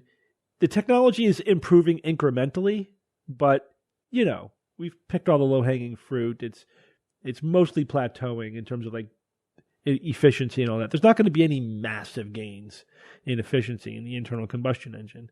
But EVs are still on the steep part of the curve. They're still getting, if you include the batteries as well. In 5 years and 10 years, they're going to be much better than they are today. So that's something else to consider in terms of the whole question. The other thing is, which I can't remember, I think we mentioned before on the show, but I didn't bring it up last week. increasingly there's discussion, and some EV manufacturers are moving in the direction of including with their EVs a DC to AC converter, which allows you to use the battery in your car as backup power for your house. Nice. And these batteries are huge. We were talking about the cement thing. But your car battery, if you have like a 300-mile range, which is like the average range now in a US EV, that's like 2 days of backup power. That's where I thought you were going when you first asked that question. Yeah, you thought so? Yeah, because you were like, and I was like, is it your house or is it in your house? Yeah. No, it is your house, but it's in your house too. It is the limit. So Right, you live in the battery. But the other thing is, because these cars, the thing is that these cars are basically driving computers, right? And because you really could leverage a lot of the advantages of the EV, technology with having like a computer and software and running everything. It is great. It is fantastic to be able to just program your car to do whatever you want. Imagine if we have like 1 million EVs plugged into the grid at night, all plugged into the network, to the grid, as a massive distributed grid storage. You could pull electricity from your EV when electricity prices are high, demand is high, and then recharge it overnight when demand and prices are low. And that could be one further way to stabilize the grid. And so we're doing it. We're producing a ton of massive batteries. There's no reason they should just be sitting there, So I predict this is going to be a thing, where you're both for personal use and grid use. Your car battery will be multi-purpose. Absolutely, because they're massive. If you wanted to buy like a power wall the same size, it'd cost you like $20,000. Yeah. Why do that when you could just buy a car? There you right. go. Yeah. Might as well. For like 10,000 more. Yeah. Could you buy just a car battery? You can. I'm sure you could, but some cars have battery swap options where you can buy a second battery. So I don't know how you would plug that in, but I think this is what I think. Okay. I like modular technology, right? I think my desktop computer should be modular to the point where I should be able to hot swap anything. Yeah. Imagine. Then I'm surprised you have a Tesla. Well, I know, but I don't think there's an EV that has a modular battery. Imagine. I just think the Tesla is like the Apple of the EVs. Yeah, but like I agree. 10 times worse. I agree, but it's wonderful. But I agree. So, but imagine, let's say you buy a car, an electric vehicle, and it has a 150-mile range as sort of the built-in battery, but it has expansion slots at 30 miles per battery, and you could put them in, take them out. You could get your range up to 350, 400, 450 if you need to, but then you take them out. You put them in the charger in your garage. You don't have to drive around with them carrying all that weight when you don't need it. Long trip, you throw them in there. You could share them among your vehicles, or even among a group, or rent them. Yeah, you go to your car rental or your dealership or whatever gas station. You pull up, they throw in some extra batteries that are all charged up, ready to go, and you go on your long trip. Then on your way back, you go there, they take them out, and you're good. You know. So I don't know, $20, that'd be great. That I think we somebody should move in that direction. The whole idea of modular batteries, because it would solve a lot of problems if it's cost effective and practical and all that. But it's an interesting idea. Anyway, second email topic. So as you may or may not know, every Wednesday, Ian, Jay, and I go into the studio, the SGU studios, supported by all of your kind patronage. And we are doing, Jay and I do a 20-minute, YouTube video on some skeptical topic. And then I record 3 or 4 TikTok videos, which we then publish throughout the week. Although I'm pretty sure that patrons get early access to it, right, Jay? Or is that just the YouTube videos? The patrons get early access to our YouTube video. Yeah, our YouTube videos. Yeah, TikTok, you just have to publish it or not publish it. It's an interesting ecosystem, TikTok. Oh, yeah. It's interesting. Yeah. That's kind. That's one word. Yeah. That's very kind. It's it's a young audience, which I think is good for us to reach out to a young audience. But they have their own vibe. I think we're still learning what the vibe is over at TikTok. And I think we were having this discussion. We also do a live stream. That's the other thing. Like on Wednesday, we're going to try to really make it consistently at 1 on Wednesday, Eastern Time. We start to stream live on TikTok. We chat with people, then we record the YouTube video, and we do the TikTok videos all while live streaming. And you get to hear our behind-the-scenes commentary and again ask questions, have a conversation. It's a lot of fun. So I want to start pulling some of those TikToks into the show occasionally. Like if there's an interesting one I want to talk about. So one of the ones that Ian and Jay suggested to me that I actually did this week, I don't think it's been published yet, is RFK Jr. being interviewed on a TikTok video, and I had to respond to this one. So you could respond to a video that's already published. So like you play like an 8-10 second segment of the video, or you could do the whole thing and sort of comment along, or you could just say, here's a little excerpt, 10 seconds, and then I respond, which is typically what I've been doing. So RFK Jr. was asked about, because he's running for the Democratic nomination for president. He was asked, what's your plan for dealing with health care? Kara, what do you think he said? Oh, gosh. Do away with all vaccines? Good guess. Sort of. Okay. His answer and then everyone will be healthier. We're going to eliminate all chronic disease. Oh, good. That's a good plan. That's his plan. That's a good eliminate That's chronic the plan. disease. It's like the underwear gnomes. It's like then a miracle happens. Then a miracle happens. Yeah. It's like what? That's not a plan. That is an aspiration, and that that's a fortune cookie. That is not a realistic aspiration. No. But the thing, this is what I think. First of all, it shows an amazing naivete, misunderstanding, disrespect for the medical establishment. All that. Like the idea that we're not trying to solve chronic diseases. I mean, he has no idea what's going on. The guy's clueless. No, we're not trying to solve them because we want to milk people and that's what big pharma makes money off sick people. Which is nonsense. The other thing is that this was a dog whistle to the anti-vaxxers. And if you read the comments, they heard it loud and clear. It's like, yes, you're right. And he said, he threw out things like we're having more chronic illnesses than ever. We're having like 80% of our healthcare is chronic illnesses, only 10% in 1960. We need to go back to that where it's only 10% of our healthcare. It's like, you think that might have something to do with the fact that people aren't dying of pneumonia at 40 anymore? Like people are living longer? Polio. You think it might have something to do with the fact that we've already cured a lot of the things that we can't cure, and then what we're left with are the things that are really hard. We've been researching Alzheimer's disease for 30, 40 years, and we still are just now getting to the point where we're seeing some light at the end of the tunnel. This is hard. He's going to just wave a magic wand and cure chronic disease. But again, the dog whistle thing, people understood that to mean, well, chronic illnesses are being caused by environmental exposures like vaccines and other things, and he's going to do away with them. Right, that's what people understood that to mean. His adoring fans, which of course is nonsense. Yeah. So it is what he said. It is. That's what I said. Sort of. He did sort of say that. It was more of a dog. I think, in my opinion, it was more of a dog whistle. Because again, you can read the comments. That's how they took it. That's 100% how they took it. And it's just ridiculous. And my plan is to cure chronic disease. Then everything's good.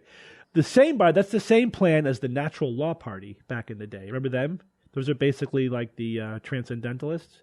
Whoa. That was also their plan for healthcare. We're just going to pray and meditate and cure chronic illness. Man, we're good. That's right. Just utter nonsense. Yeah, just think that you're healthy and you'll be healthy. Great. He also does this thing which drives me crazy that politicians are famous for, but a lot of people do. It's like you throw out a statistic, and then you are encouraging a certain implication to be drawn from that statistic, but it's incomplete, and you're not really trying to figure out what's going on. So he said, like, Americans spend more money on healthcare than any other like wealthy industrialized nation, and we don't get better outcomes. And so it sounds like we're doing something wrong, right? We're doing something profoundly wrong. We're spending 20, 30% more than like European nations or whatever, and without better outcomes. But it's not like that hasn't been studied. Again, the implication is that we're doing it wrong. But what do you guys think? This is asked and answered. It's been studied multiple times. And there's a very clear answer as to why Americans spend more on healthcare. What do you think it is? I mean, it's stupidly expensive prescription drugs. Yes, that's it. It's managed. Good job. Yeah, Bob. It's because things are more expensive in the United States. Healthcare just has a higher sticker price for the same things, not just drugs, but pretty much everything. But even that is not the reason. I mean, that is the downstream. That's the 90%er. That's the 90%. But what I'm saying is the reason for that is complex. Yes, you're correct. The reason things are more expensive here is because of that's the proximate broken cause, system. But there are deeper causes. Absolutely. Right. So, like for example, with a lot of it is drug prices. A lot of it is drug prices. And so why isn't that because my understanding is that these companies, they put the research in and they develop a new drug, and it's very expensive. I get that. But they're trying to recoup their money and make a lot of profit. But they go to other countries, like, here's what we're going to charge for this expensive med. And you're like, the country's like, we're not going to spend that much money. That's bullshit. And so the prices go up in the United States, and they stay relatively low in other countries. That's exactly correct. That's correct, but the way you're explaining it is loaded. You're also neglecting I'm loading to say the crap out of it. I'm just saying you're neglecting to say that we don't do that We here. don't do that. That's the flip side. Yeah, we don't go, no, we're not going to pay that. We go, sure, our lobby government, to be able to pay. Of course, that's the implication. We're just like, well, that's what we got to pay. Like Medicare and don't. Medicaid are not allowed to negotiate with pharmaceutical companies for drug prices. They're not Right, allowed. that's the problem. They're not allowed to. Other countries are allowed to negotiate with them. So they negotiate low prices, and the pharmaceutical companies make all their profit off of Americans. That's it. Yep. That's like most of the problem right there. It has nothing to do with our actual healthcare not working or being wrong or whatever he thinks is going on, vaccines and whatever. Yeah, he thinks it's like a failure of actually doing doctoring. Right. It's but not. really it's a failure of the system of how. Exactly. And again, there's a complicated problem with complicated answers. I do think that a big thing is that we absolutely need to get to universal health care. Right? Like we shouldn't have 10, 12, whatever. What's the number now? I know it was 20 at one point, then it went down with Obamacare, and then it crept back up. But we have something in the teens, I think, million people who don't have health insurance. So right, what do now they do? that's, yeah. So first of all, they don't get preventive care. And then when they have an acute problem, they go to the emergency room. They get the most expensive possible care. And they're sicker, and they require more intervention over the lifespan in their shorter lifespan. Yeah, it's horrible. Exactly. So they're more likely to have cancer that's stage 3 instead of stage 1. Like that's just across the board that happens. Yeah. So there are some real problems with our system, but it's not the medicine. It's the of course not. It's the access. It's the politics and the economics. Absolutely. All right, let's move on with science or fiction. It's time for Science or Fiction.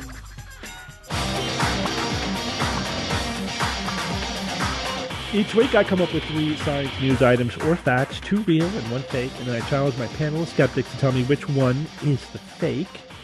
I have a theme this week. The theme is the oldest. The oldest thing, and this is dealing with living things. Okay, you guys ready? Here we go. Item number 1. The oldest extant branch of life is the ctenophores, which go back 700 million years. Item number 2. Polypodiophyta, a type of fern, is the oldest extant plant genus at 380 million years. Item number 3. The record for the slowest evolving vertebrate goes to the elephant shark, which is Calorhynchus millii, which has changed little in 450 million years. Now, I'm just going to give you a couple of points of explanation before you bother to ask. Extant means it's not extinct. It's still living today, right? We know that. This is for the audience, Bob. Just relax. Chill, Bob. That's amazing. I love it. In none of these am I talking about species, right? So it's okay. They're like larger groups. A type of fern. I'm talking about like a major group of ferns, right? Or like branch of life. It's not a species. It's a major branch of life, right? And when I say that the elephant shark has changed little, I mean morphologically. So they the fossilized versions of them look very similar to the extant versions, not genetically.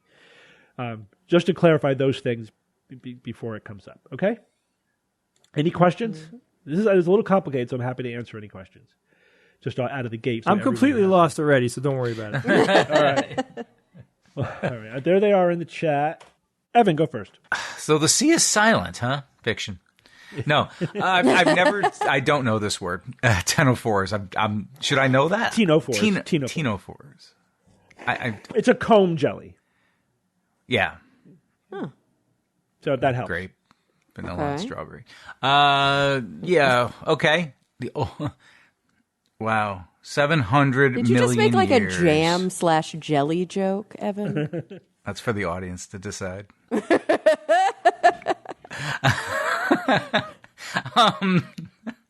I preserve that joke.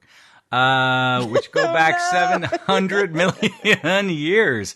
700 million. Oh my gosh, that's a long time. That seems too long to me, to tell you the truth. 700 million? Really? What are we talking? I'm trying to relate it to something else, to think about what else might be 700 million years old. I'm having a tough time putting my finger on it. All right, the next one, the fern, oldest extant plant genus. Yeah, 380 million years. That seems more correct to me. I thought that's kind of where we are with plants, somewhere around that many years. That's 700 million years old. And then this last one about the elephant shark changed a little in 450 million years. Elephant sharks. Well, elephants are not sharks, so maybe that's the fiction. But, oh boy. I guess the ctenophores one. Gosh, could you be pulling a fast one, though? I mean, that's so extreme that Always winds up being the science, right? So therefore what? I have to go with the fern at 380 million years, I suppose? Okay, I'll play that game. Fern, 380 million years, fiction. Total guess. Okay, Bob. I think you are trying to pull a fast one here. I think I'm just going to say that it's fairly common knowledge, I think, that sharks just have not changed that much in a long time. I think that's pretty fairly common knowledge. So, but 450 seems like a lot. The number I remember hearing is, 200 million years. Now, would you just double it? It seems a little bit unlikely that you would just double it. Typically, you'd want to go, at least 5 times more. But I think you want us to just disregard the shark one because it's like, oh yeah, sharks haven't evolved in a long time, and just like blindly just go with that. Plus, I never even heard of an elephant shark. Heard of a whale shark, but elephant shark? I haven't heard of that one, so that just kind of sweetens the deal. So I'll say that's fiction. Okay, Jay. I'm definitely going to say that the shark right out of the gate, I say it's science. Screw you, Jay. It's an elephant shark, though. But it doesn't matter because I think, from just, general knowledge, from what I understand, like some sharks, if not all of them, just don't change much. Yes, because they're perfect eating machines. You know what I'm saying? Going back to the movie Jaws, they're perfect eating machines. So anyway, between the first one and the second one, I picked the second one because it has a longer word, which I know I absolutely cannot pronounce, and I'm going to do it right now. Look at it. Stop. Let me do it myself. All right. Polypodiopopita. Unless the P is silent, I think you're right. I can't do it. That one is fiction. I don't like the number 380, and that's it. And Kara. So the ctenophores are double the age, basically, of the ferns, is what you're saying here. They are an extant branch of life. So the comb jellies that we see today, what you're saying is evolved. We could trace back their evolution to when they first branched off 700 million years ago. They were comb jellies 700 million years ago. Yeah, they were still considered comb jellies then. Right. Whereas the Polypodiophyta, which is 380 million years, basically you're saying the same thing, that 380 million years ago, they were the same ferns. They might have changed a little, but they were still in that considered group. the same They were ferns. still considered exactly. in that group, yeah. And then in some ways, you're kind of saying the same thing in the last one, but differently, right? So the elephant shark, Calorhynchus millii? I can't read. I think millii. Millii. Also kind of branched off or became what we would consider to be that. But you did specify at the beginning that we're not talking about the specific species, or we are? No, we're not. Definitely not. Okay, we're not talking about the specific species. Don't survive more than 2 million years, 3 million years. Right. Yeah, this is all groups. These are other higher taxonomic groups. a genus and species there, but you're talking about today's species as part of a group that evolved. So in this one, I'm just saying, if you look at an elephant shark 450 million years ago and you look at one today, they've changed the least of any other vertebrate over that much time. If you say, how much have they changed over any other vertebrate? Yeah, that's an important point, right? Because obviously that would nullify the ctenophore if we weren't talking about vertebrates. They're all science. There you go. I can't get Is away that with your that, guess? can I? I'll take that as your guess. I can't get away with that, can I? You may be wrong. I'm happy to take that as your guess. You're guaranteed to be wrong. I know I'm wrong. I'm guaranteed to be wrong. I like the ctenophores. I like the comb jellies. I think they're our old school friends. Ferns are pretty complex, but they're not that complex. I always thought it was like cycads. Cycads? Is that how you say it? Yeah. I think of like the era of the dinosaurs. Maybe that one is. Okay, sorry. Nobody picked the shark? I did. Bob did. I'm going to go with Bob. I'm going to go with the shark. Okay. So you got 2 for the shark, 2 for the fern, and none of you picked number 1, so we'll start there. Science. Uh-oh. He sounds happy. It must be science. The oldest extant branch of life is the ctenophores, which go back 700 million years. Do you guys remember when the Cambrian explosion happened? Right. Wasn't it 580 million years ago? 500? Yeah, some in the 500s. Yeah. Something's got to be older than that. Well, something, but something that's still around today. Our jellies. I don't know. Yes. Well, this we all want to one be correct. Could be goo. is science. This is science. See, it threw me off. Freaking old. Totally. Yeah, this was the gotcha one. I was hoping you were going to say 700. It's before the Cambrian explosion. No way. That's what I thought. But yeah, there are fossilized recognizable ctenophores that go back 700 million years. So that makes them the oldest. I mean, they basically branched off from all animals right when animals came into existence. You know what I mean? Pretty much soon after that. I don't like you guys. Cool. See you later. Yeah. All right. Polypodiophyta, a type of fern, is the oldest extant plant genus at 300 million years. 380. Evan and Jay, you think this one is a fiction. Bob and Kara, you think this one is science. And this one is the fiction. Ooh, yes. Good job, Evan. We tried, Bob. Good job, Evan. Fern, yeah. Yeah, Evan did the psychological approach. Yes, that's all I had to go with. I mean, Yeah. So the Polypodiophyta is the most common extant group of ferns today, but they emerged not that long ago. Yeah. So they did. The 380 is when you go back to all ferns. Yeah. Okay. And so they are not that lineage. Yeah, and there aren't anything that was around 380 million years ago are not extant today. Those oldest groups died out, but you have the modern ferns. Well, something had to continue the lineage. Yeah, they just changed enough that they were from a different group. I see. Okay. Yeah. It's all about how long do things endure as a recognizable. Right, and how do we classify them? Right. Now, what do you think is the oldest extant plant genus if it's not ferns? Some kind of moss. Not a moss. Moss. You are correct. It is moss. Go with it. Okay, moss. Yeah, moss. Go. Yeah, totally. That count for 2 wins? So sure of that. I think so. I think you get a bonus. You get a win with an Moss. asterisk. Oh, I love asterisks. Yeah. So I've read different ones, though. It's part of the reason why I made this the fiction, because I couldn't find. The most recent article I see says Takakia, for whatever that's worth. Takakia Shaka Khan. Yeah.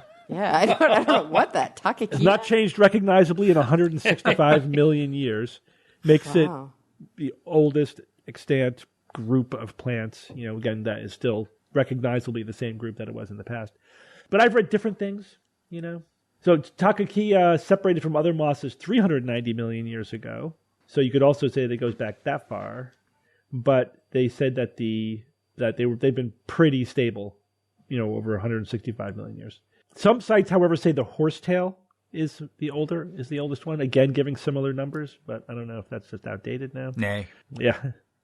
All right, this means that the record for the slowest evolving vertebrate goes to the elephant shark, Calorhynchus millii, which has changed little in 450 million years. That is science.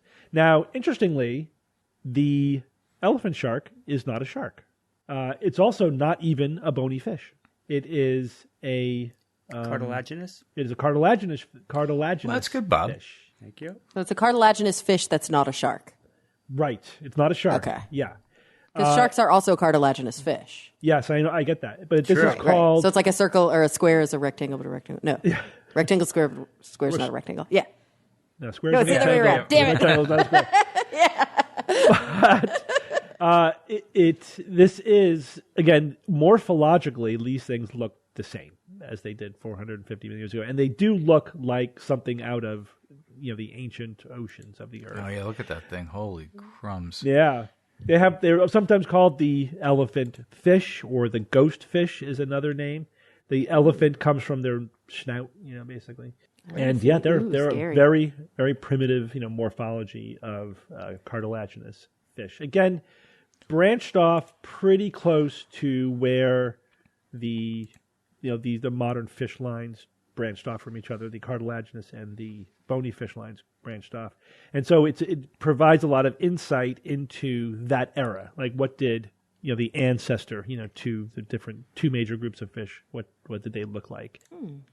And there are a lot of interesting things, like these guys don't have an adaptive immune system, right? That hadn't evolved yet, and they never managed to evolve one over the last 450 million years. How are they still hanging? Yeah, they have an immune system, it's just not an adaptive immune system. Well, you would think that they're still rocking it old school. they would be at a disadvantage because of that. And they can't make bone, right? They can't calcify their their cartilage to make bone. So they are cartilaginous. Man, they're weird looking. Yeah, they're weird Can't looking. get bone cancer.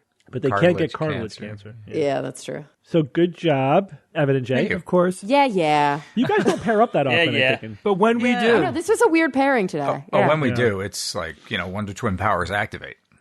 Yeah, absolutely. All right, Evan, give us a quote. This week's quote is courtesy of a listener, Cully from Utah. Thank you for sending this in.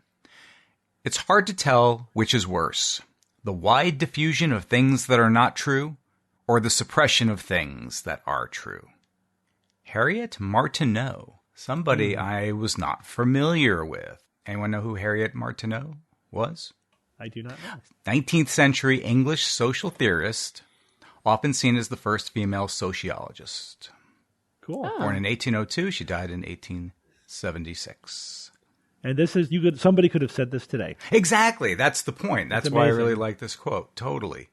Ahead of her time. Well, it's also, I think, yes, in a way, she deserves full credit for that, but it's also, I think, a manifestation of the fact that some things just never change. That's Yep. It's like we're dealing with and we know that now as skeptics, like the same things just cycle around over and over and over again. It's never ending. It's a merry-go-round of pseudoscience and nonsense. I like to say it's human beings being human.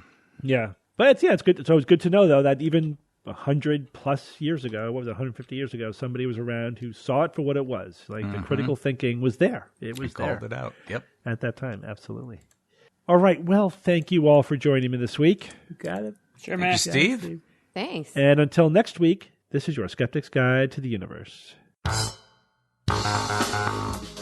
Skeptic's Guide to the Universe is produced by SGU Productions, dedicated to promoting science and critical thinking. For more information, visit us at theskepticsguide.org. Send your questions to info@theskepticsguide.org. And if you would like to support the show and all the work that we do, go to patreon.com/skepticsguide and consider becoming a patron and becoming part of the SGU community. Our listeners and supporters are what make SGU possible.